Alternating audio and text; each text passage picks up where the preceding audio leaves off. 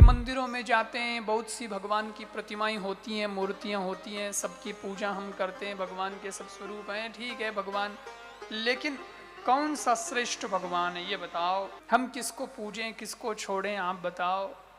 सूत जी ने कहा, ऋषियों भगवान कोई 10 पांच नहीं होते, भगवान का जो मेन जो ब्रह्म तत्व है वह तो एक ही है। एक नूर ते सब जग उपजिया, कौन भले कौन मंदा। एक नूर ते, एक ही है, और उस एक के स्वरूप हैं अलग अलग अलग अलग। तो भाई जैसे हमारे पिता दो नहीं है, पिता तो एक होगा।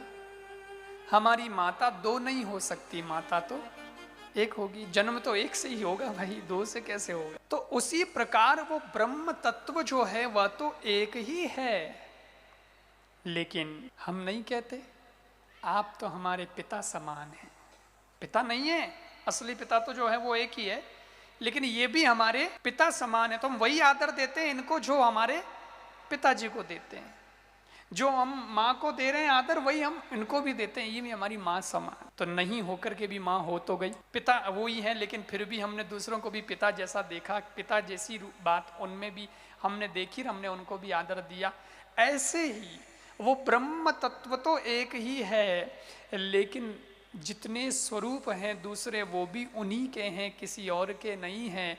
इसलिए आप इष्ट तो कोई एक माने, लेकिन बाकी जितने भी भगवान की मूर्तियां छवियां स्वरूप हैं उन सबको भी आदर जरूर दें, उन सबका सम्मान तो जरूर करें।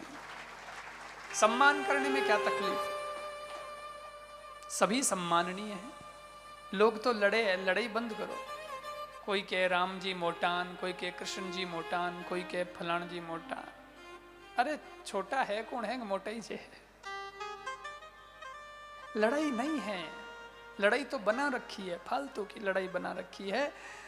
क्योंकि राम कृष्ण दो एक हैं, अंतर नहीं निमेष। इनके नयन गंभीर हैं, उनके चपल विशेष।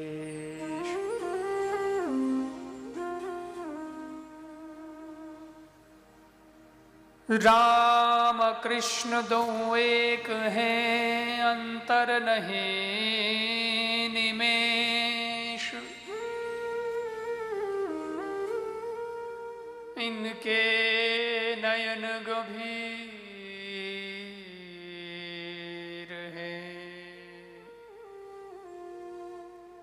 उनके चपल विशेष। श्री राम जी और श्री कृष्ण जी, इन दोनों में फर्क है ही नहीं। त्रेता में जो धनुष धारण करिए वो राम हो गए, द्वापर में जिन्होंने बांसुरी धारण की वो कृष्ण हो गए, या तो सुदर्शन चक्र धारण किया तो कृष्ण हो गए। क्या फर्क पड़ता है। अपने भी तो बहुत सारे जन्म हुए हैं, लार लाजुग में आपको कहीं टकी हमें पाए, हाँ आगे कहीं टकी है वहाँ। तो जैसे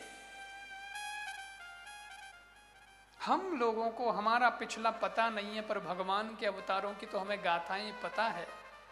परंतु ये याद रखो, भगवान के इतने स्वरूप इसीलिए हैं कि किसी को काला पसंद है, किसी को गोरा पसंद है। तो भगवान श्री राम, श्री कृष्ण, भगवान शिव, माता जी, अनेक अनेक रूप में भगवान आए और कहा भैया जिसको जो स्वरूप पसंद है उसे अपने दिल में बैठा लो और उसे अपना इष्ट मान करके तुम उसकी आराधना शुरू कर दो, तुम्हारी भक्ति भगवान तक पहुंचा देगी।